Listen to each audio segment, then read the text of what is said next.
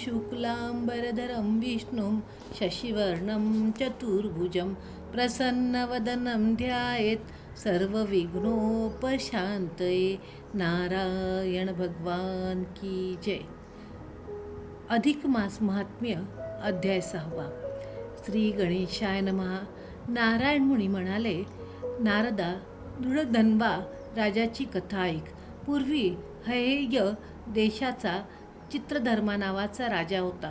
त्याला दृढधन्वा नावाचा पुत्र होता. दृढधन्वा सर्व विद्यात पारंगत, शूर व सदाचरणी होता.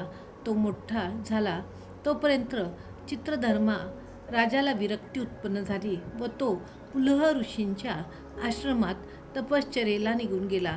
तेथे कालांतराने तो मरण पावला. दृढधन्वा राजाने त्याचे उत्तर कार्य केले आणि पुष्करावर्त नावाच्या नगरात तो राज्य करू लागला. गुणसुंदरी ही त्याची पत्नी. त्या दाम्पत्याला 4 पुत्र झाले. चित्रवाक, चित्रवाह, मणिमान आणि चित्रकुंडल अशी त्यांची नावे होती. राजा सर्वगुणी व सुखसंपन्न होता. तो एकदा मृगयेसाठी अरण्यात गेला असता एक घायाळ हरणाच्या मागे एकटाच गेला. तो थकला तेव्हा एका तळ्याच्या काठी घोड्यावरून उतरून वटवृक्षाच्या बुंध्याशी जरा विश्रांती घेत पहुडला. तेवढ्यात तेथे एक पोपट आला व मानवी भाषेत राजाला उद्देशून गाऊ लागला. हे राजा, सर्व सांसारिक सुखे भोगत आहेस, त्यातच तू रमला आहेस, पण तत्वविचार का करीत नाहीस? तू भवसागरातून पार कसा जाणार? पोपटाचे ते बोल ऐकून राजाला नवल वाटले. थोड्याच दिवसात वाल्मिकी ऋषी त्याच्याकडे आले. त्यांचे आदरातिथ्य करून राजाने त्या पोपटाचा प्रसंग त्यांच्या कानावर घातला आणि त्याचे रहस्य विचारले. वाल्मिकींनी अंतर्ज्ञानाने राजाचा पूर्वजन्म जाणला व म्हटले, हे राजा, तू द्रविड देशात ताम्रपर्णी नदीच्या तीरी राहणारा सुदेव नामक ब्राह्मण होतास. गौतमी नावाची तुझी भार्या होती. तुम्हाला पुष्कळ वर्षे संतान झाले नाही. सुदेव फार निराश झाला. तेव्हा त्याच्या स्त्रीने त्याची समजूत घातली व विष्णूसाठी तप करावे असे सुचविले. त्या दोघांनी वनात जाऊन तप केले. तेव्हा गरुडावर आरूढ होऊन विष्णू तेथे प्रकट झाला. त्याला वंदन करून सुदेवाने आपली व्यथा सांगितली. प्राकृत भाषेत अध्याय 6. श्री गणेशाय नमः. ऐका श्रोते कथा पावन, सुत सांगे शौनका लागून. नारायणाचे पूर्वोक्त वचन ऐकुनी नारद प्रश्नित, म्हणे हो नारायण आपण, जो कथिला दृढधन्वा म्हणून, तयाचे कथानक संपूर्ण मज लागून सांगावे. ते ऐकुनी नारायण मुनी म्हणे, नारदा पुरातनी, गंगे परी कथा पावनी, सांगतो ऐके समग्र. पूर्वी हये देशाचा नृपती, महापराक्रमी शुद्धमती, चित्रधर्मा नामे जगती, प्रसिद्ध असता जाहला. तयासी झाला एक पुत्र, महातेजा विशाल नेत्र, दृढधन्वा ऐसे पवित्र, नाम तयाचे ठेविले. जैसा वाढे अनुदिन, तैसे अंगी भरत सद्गुण, कदा न बोले मिथ्या वचन, धर्मपरायण सर्वदा. चतुष्षष्टी कळा सांग, स्वबुद्धी आकळिल्या सवेग, चतुर्दश विद्या यथा सांग, गुरुपासून अभ्यासिल्या. सर्व लक्षणी सुसंपन्न, राजनीतीत झाला प्रवीण, शौर्य दार्यादी राजगुण, अंगी संपूर्ण संचरले. पुढे पावला यवनासी, पुत्रवतमानी सर्व प्रजासी, स्ववर्तने सकळ जनासी, सुख देई सर्वदा. ऐसे पाहुनी तयाचा तात, चित्रधर्मा विचारी मनात, प्रजापालना लागी सुत, आता समर्थ झाला हा. इतपर ह्या संसारात, व्यर्थ काळ दवडावा किमर्थ, सर्व संग त्यागुनी सतत, श्रीहरी भजन कीजिये. पूर्वज महाराजांची रीती, आपणही अनुसरावी निवृत्ती. एवं निश्चय केला चित्ती, स्नेहपाश तोडिले. पुत्रासी राज्यी बैसून, कुलाश्रमी गेला आपण, अंतरी करीत कृष्ण स्मरण, तप दारुण चालविले. निराहार राहिला सतत, निद्रा वर्जिली दिनरात, ऐसे तप करिता भूत, मोक्षा जाता जाहला. ऐकुनी पित्याच्या सद्गतीसी, हर्ष शोक झाले धन्व्यासी. पितृभक्त्या द्विजवचनेसी, और्घव्य दैहिक संपादिले. गोभू हिरण्यादी नाना दाने, पुत्र देशे दिदली तयाने, गजरथ वाजी शिबिका याने देऊनी अर्थी तोषविले. ऐसे उरकिले पितृकाज पुढे तो दुर्धन्वा महाराज. पुष्करावर्त नगरी राज्य धर्मन्याये करीत असे. तयाची कांता सुशील उत्तम विदर्भ कन्या गुणसुंदरी नाम. महासती रूपे अनुपम त्रैलोक्या माझी सुंदर.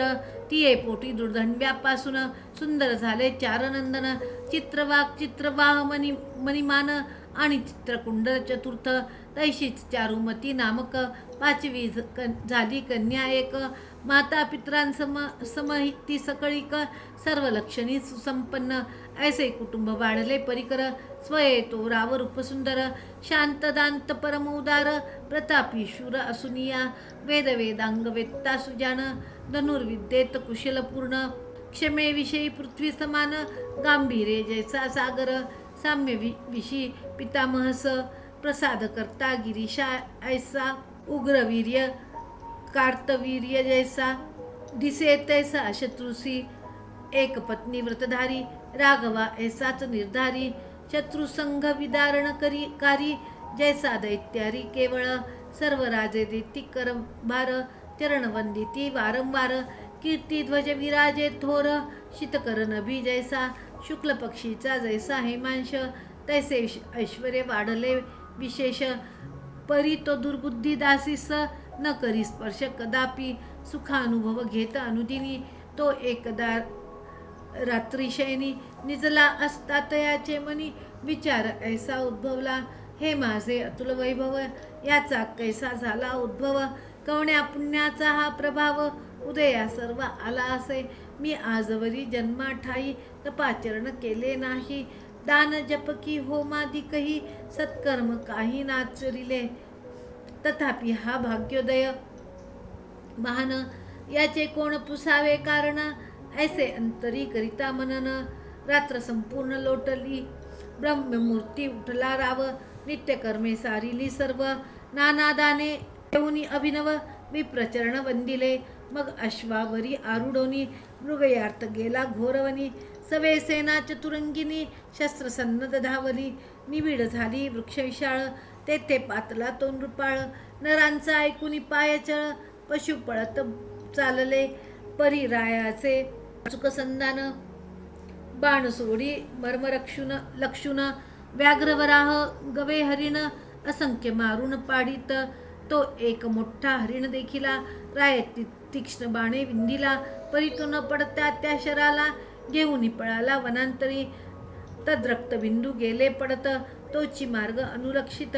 राजेश्वर घोडा फेकित धावला त्वरित एकलाची. दूरदेश अतिक्रमिला निबिडवनी मृग लपला.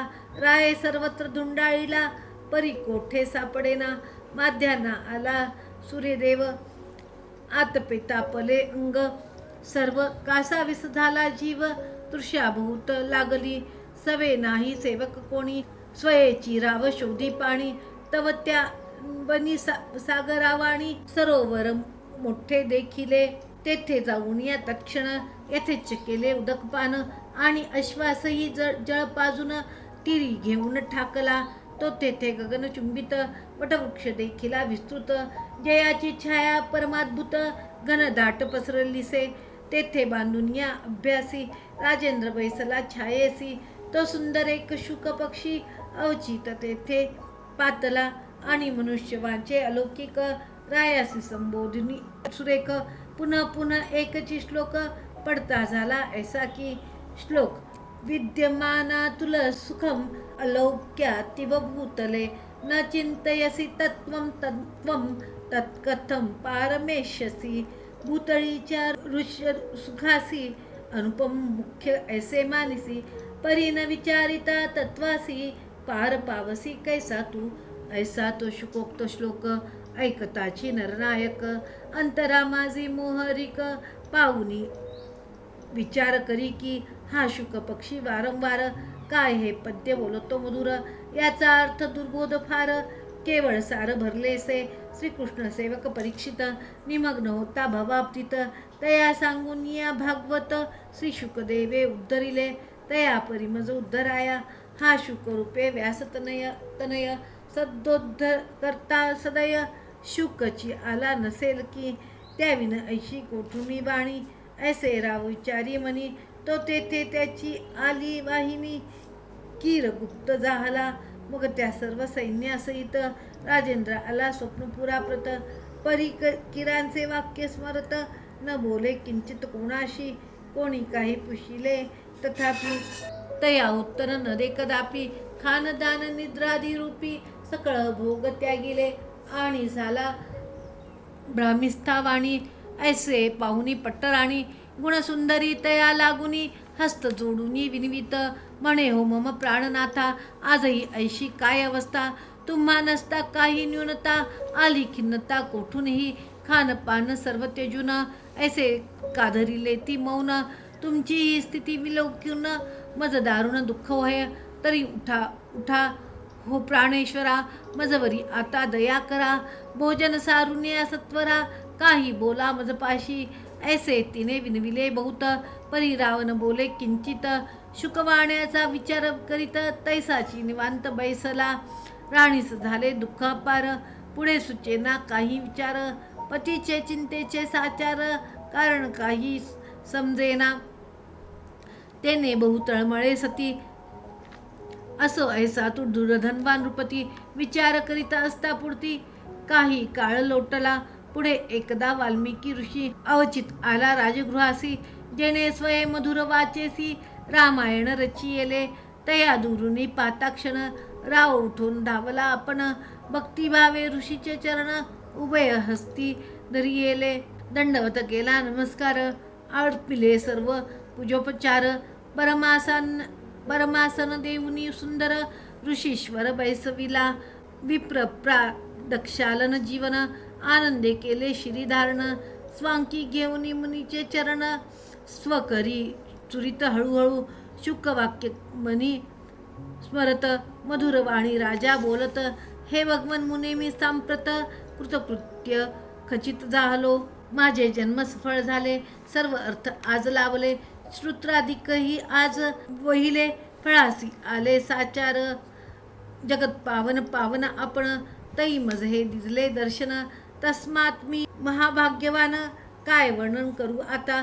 मज समधन्य आज ना कोणी ऐसी रायाची विनम्रवाणी. ऐकून या श्री वाल्मिकी मुनी संतोषोनी बोलत. राया तू धन्य खरोखर माझा उत्तम कैलासी आदर. आणि जे बोललासी मधुर ते तुझे योग्यची असे पाम. परिचिंता तुला कासशी मनोगत सर्व सांगमजसी. जे काही बोलावे आईचीसी तेही बोले सकळीक. ऐशी मुनींची ऐकता वचने राव बोले बहुविनयाने. आपुल्या पद्माज कृपेने मज ना उणे काहीच. सर्व सुखा असे परिपूर्ण. परिहृदयी संशयत महान. शल्यवत एक उदेला दारुण तो तू घालवी सत्वर. मी एकदा मृगयार्थ गेलो होतो गहनवनात. तेथे फिरता फिरता अवचित महत्कासार देखिले. त्याचे केले जळप्राशन मग विश्रांती घ्यावी म्हणून. तिरीवट वृक्ष होता महान तयाचे छाये बैसला. हृदयानंदकारक ऐसा पातला कीर एक. बैसवनिया मम सन्मुख ऐसा श्लोक बोलला. विद्यमाना तुल सुखम आलोक्यातिव भूतले. न चिंतयसी तत्वं त्वं तत्कथं पारमेष्यसी. ऐसे ऐसे शुकाचे ऐकूनी भाषित माझा आश्चर्य झाले बहुत. परी काय बोलला ते हृदगत काहीच नाही समजले. आणि मज राज्य सुख पार. उत्तम पुत्र आहेत चार. पत्नी पतिव्रता सुंदर मानानुकूल वर्तत आहे. आणि गजाश्व रथपदादी इत्यादी सर्व अतुल संपत्ती. ही कोणे पुण्य प्रभावे निवृत्ती मज लाभली आहेत. हे सर्वादी विचार करून मज सांगावे विस्तारून. आपण सर्वज्ञ ज्ञान घन संशय छेदन कीजिये. ऐसे रायाचे ऐकूनी भाषित मुनिवर्य प्राणायाम करीत. ध्यान लावून एक मूर्त विश्वसमस्त पाहिले. अंतरी जाणून सर्व वृत्तांत. वाल्मिकी म्हणे भूपतिप्रत राया तुझे प्रांजन्मचरित सांगतो समस्त ऐकपै. अगा तू पूर्वजन्मी सुजान द्रविड देशस्थ होतासी ब्राह्मण. तयाचे सुदेव नामा विधान सर्व लोकी ख्यात असे. तो ताम्रपर्णी तिरी वसत वेदाध्ययन करी सतत सत्यवादी स्वधर्मरत यथा लाभे संतोषी तयाची भार्या सर्वमान्या गौतमी नामे गौतम कन्या सद्गुण खाणी जी सम अन्या जगी नसे कोणीही ती महासती प्रेमे सतत व्रतारासी अनुसरून वर्तत जयशी भवानी शंकरा प्रत अनुसरत सर्वदा ते भार्येसह तो ब्राह्मण करीत गृहस्थ धर्माचरण बहुत झाले कालक्रमण परिसंतती नाही झाली तेने योगे तो अतिदुःखित रात्रंदिन चरफडत एकदा भार्या पादसेवित बैसली होती आनंदे तैतो सुदेव गहिवरुनी तिएसी म्हणे गे प्रियकरणी संसारा माझी पुत्राहुनी अधिक सुख अन्य नसे तपोदानादी पुण्य सकळिक लोकांतरी देता ती सुख इह परलोकी सुखदायक सुपुत्रची एक असे पै तरी तो तैसा सुखद सुत मज झाला नाही यथ यास्तव माझे सर्व जीवित्व निष्फळ असे साचार अगे म्या पुत्रा नाही लालिले वेदार्थ तत्व नाही बोधिले तन्मुखही नाही देखिले व्यर्थची गेले मम जन्म मी केवळ दैवहीन जळजळ हे उद्विग्नपण आता व्यर्थ काय माचून शीघ्र मरण मज येवो ऐकुनी गौतमी सुंदरी अत्यंत खिन्न झाली अंतरी पतीचे समाधानास त्वरी सौम्य वचने बोलत ऐसे आजवर ह्या जगात पुत्रे दुःखित झाले बहुत तैसा तुम्हाही कदाचित प्रसंग प्राप्त होईल पै यास्तव आपणा पुत्र नाही हे मज बरे वाटते पाही तथापि जर की आपल्या हृदयी सत्पुत्र लालसा असेल तरी सर्वार्थ दात्या श्रीहरीसी आधारी जे अनन्य भावेसी जयाचे आराधने कर्दमासी कपिलपुत्र जाहला ते प्रियेचे ऐकुनी वचन विप्र पावला समाधान हरीच्या आराधने लागून निश्चय केला तत्काळ आणि भार्येसह ताम्रपर्णित स्नान सारिले यथास्थित मग जाऊनी विरजवनात तपाचरणी बैसला अनन्य भावे श्रीहरीसी अंतरी ध्यात अनिशी शुष्कपर्ण जलहारासी पाचवे दिनी करी ऐसे चतुसहस्त्र संवत्सर तप आचरिले निरंतर तेने योगे त्रैलोक्य समग्र थरथर कापू लागले ते अत्युग्र तपविलोकुन भक्तवत्सल हरी झाला प्रसन्न गरुडावर आरूढून तेथे येऊन प्रगटला चतुर्भुज घन सावळा प्रसन्न मुख पुढे ठाकला ऐसे पाहुनी तयद्विजाला आनंद झाला अत्यंत करुणी साष्टांग नमस्कार विप्रस्तुती करिता पार म्हणे हे प्रभू जगोद्धार हेची आता विनवितो तू भक्तवत्सल दिनोद्धरण शरणांगताचे करिसी अवन ऐसे बोलती तद्भक्तजन